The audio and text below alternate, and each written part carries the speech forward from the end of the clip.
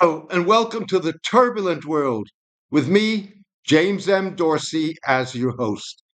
In some respects, Israel and Iran have traded places when it comes to Lebanon.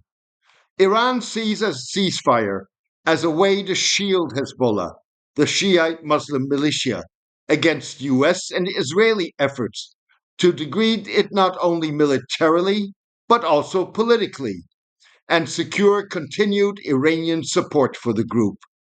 That is what Israeli Prime Minister Binyamin Netanyahu believes he can prevent by continuing to wage war. To justify his assertion, Mr. Netanyahu portrayed Hezbollah's recent drone attack on his Caesarea residence in central Israel as an assassination attempt by agents of Iran. It is unclear whether Hezbollah knew that the prime minister would not be in Caesarea at the time of the attack. The prime minister based his claim on long standing Israeli assertions that Hezbollah is Iranian controlled rather than Iranian backed. By linking Iran to an alleged assassination attempt, Mr. Netanyahu raised the stakes and kept his options open on the targeting and severity of Israel's anticipated retaliation for Iran's October 1 missile attack on Tel Aviv. Mr. Netanyahu may also have wanted to exploit recently elected Iranian President Masoud Pezeshkian's failure to build the bridges to the West needed to reopen nuclear negotiations and secure sanctions relief. Speaking in Oman, a past US Iranian back channel, Iranian Foreign Minister Abbas Araghchi said efforts to revive the talks were on hold in the absence of a ceasefire in Gaza and Lebanon. As long as we cannot overcome the current crisis, we do not see a basis for these discussions, and we must decide whether to resume negotiations or not, Mr. Araghchi said. Mr. Netanyahu's assertion of an attempt on his life may also have been informed by Israeli intelligence reports that Iranian military officers are seeking to help Hezbollah fill the vacuum created by Israel's killing of scores of the group's top and middle rank commanders. Veteran Israeli Middle East analyst Ehud Yaari suggested that Iran was seeking to steer Hezbollah towards a ceasefire rather than escalation of the conflict and ensure it doesn't lose its domestic political clout in Lebanon. In a twist of irony, more than a year into the war, Hezbollah finds itself in a situation like that of Hamas in Gaza.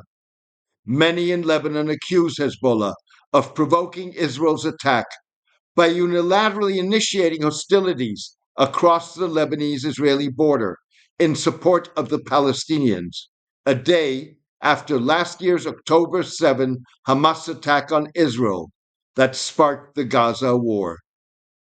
Even so, Al Akhbar, a Lebanese newspaper close to Hezbollah, reported the group had rejected a U.S. ceasefire proposal that incorporated Israeli demands for changes in United Nations Security Council Resolution 1701. Iran is likely to have backed Hezbollah's rejection of an amendment of 1701 that would accommodate the Israeli demands. Hezbollah insists on the implementation of the resolution as adopted to end the 2006 Lebanese war and create the United Nations Interim Force in Lebanon, or UNIFIL, the UN peacekeeping force in southern Lebanon. Israel demanded the resolution be amended to extend the peacekeeping force's geographic mandate beyond the Litani River, 30 kilometers north of Lebanon's border with Israel. Israel also wants the Security Council to expand UNIFIL's policing powers in southern Lebanon and to include Lebanese ports, airports, and border crossings with Syria. Hezbollah and Iran fear that the United States, Europe, and Gulf states will link the implementation of Resolution 1701 and support for the reconstruction of war ravaged areas of Lebanon to Security Council Resolution 1559, adopted in 2004. They are also concerned that donors will make aid conditional on reducing Hezbollah's grip on Lebanese politics. 1559 called for the disarmament of non-state militias and the withdrawal of foreign forces. Even so, Iran's effort to shield Hezbollah appears half-hearted. Iran is being careful not to be seen as joining the Lebanese fray, despite its financial, technological, and military support of Hezbollah. Iran carefully calibrated its October 1 missile attack on Tel Aviv to avoid provoking an all-out war with Israel. The attacks were meant to keep up appearances after Israel's July 31 assassination in Tehran of Hamas political leader Ismail Haniyeh and the September 27 killing in Beirut of Islamic Revolutionary Guard General Abbas Nilforoshan and Hezbollah leader Hassan Nasrallah. In a twist of irony, Hezbollah, like Hamas, is discovering the limits to solidarity in the Iranian-backed axis of resistance that brings together the two groups, Syria, Yemen's Houthi rebels, and Iraqi Shiite militias. Iran eulogized the recently assassinated Hamas leader, Yahya Sinwar, but put the burden of revenging his death on the Axis's non-state members.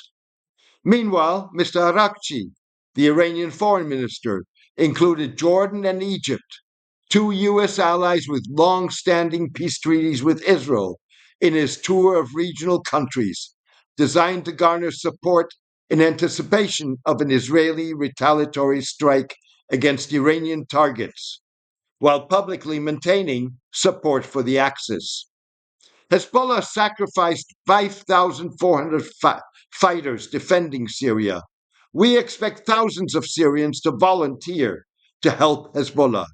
Arms transfers are not enough, said a prominent pro-Hezbollah Lebanese media figure, lamenting Syria's lack of gratitude. So far, Syrian President Bashar al-Assad has been missing in action. Mr. Yari, the Middle East analyst, reported that Maher al-Assad, the president's brother and commander of the Syrian Army's Corps 4th Armored Division, instructed his troops to refuse to transfer arms to Lebanon or give shelter to Hezbollah associates. The strains in Hezbollah-Syria relations were apparent in August, when Mr. Nasrallah, the late Hezbollah leader, refused to emerge from hiding to meet with Mr. Assad's visiting intelligence chief, General Hussam Luka. Mr. Luka had to make do with Mr. Nasrallah's deputies. Mr. al-Assad fears that support for Hezbollah could jeopardize his efforts to improve relations with Gulf states, even if that puts his relationship with Iran at risk. Saudi Arabia, the United Arab Emirates, and Qatar supported anti-government rebels during Syria's decade-long civil war to counter Iranian backing for Mr. al-Assad's regime. Mr. al-Assad's refusal to be drawn into escalating hostilities in Lebanon was likely bolstered by U.S. strengthening of the Syrian Defense Forces' air defense capability by arming the anti-Assad rebels with its Avenger defense system. A Syrian withdrawal from the Axis, whether formal or informal, would constitute a significant setback for Iran and Hezbollah and put at risk the flow through Syria of Iranian military and other supplies to the group. Iranian exile media quoted an Israeli intelligence sources claiming that Israel's assassination of senior political and military leaders and attacks on Hezbollah's infrastructure had already disrupted Iran's monthly transfer of $50 million to the group, a substantial part of which was moved through Syria. The Israeli military said in early October it had killed Mohammad Jafar Qasir, the commander of Hezbollah's Unit 4400, and his successor. The military said the unit manages the transfer of Iranian funds and weapons to the group. Earlier this week, Israel targeted branches of the Al-Qard al-Hassan Association, or AQAH, a pillar of Hezbollah's social services network. Al-Qard al-Hassan provided financial services to residents in parts of Lebanon where Hezbollah has broad public support. Al-Qard al-Hassan had more than 30 branches across Lebanon before the Israeli strikes, and many of them were located on the ground floor of residential buildings. Israel and the United States, which designated Al-Qard al-Hassan as a terrorist organization, accused the group of funding Hezbollah's military operations. Like Hamas, Hezbollah had hoped for greater Axis support in its escalating confrontation with Israel. Instead, rather than confronting Israel as a unified front in support of Palestine, Hezbollah is no longer fighting for Gaza. It is fighting for its very existence with Israel, backed by Arab regimes, the United States, and European nations, Mr. Yari, the Middle East analyst, said. Thank you for joining me today. Thousands across the globe are avid readers and listeners of the turbulent world. Join them in helping maintain and expand the column and podcast by becoming a paid supporter. Paid subscribers have access to the full archive, exclusive posts and polling, can leave comments, join debates, and know they are supporting independent writing, reporting, and analysis that lets the chips fall where they fall. You can contribute by going to jamesmdorsey.substack.com and choosing one of the subscription options. Thank you for your support and loyalty. Take care and best wishes.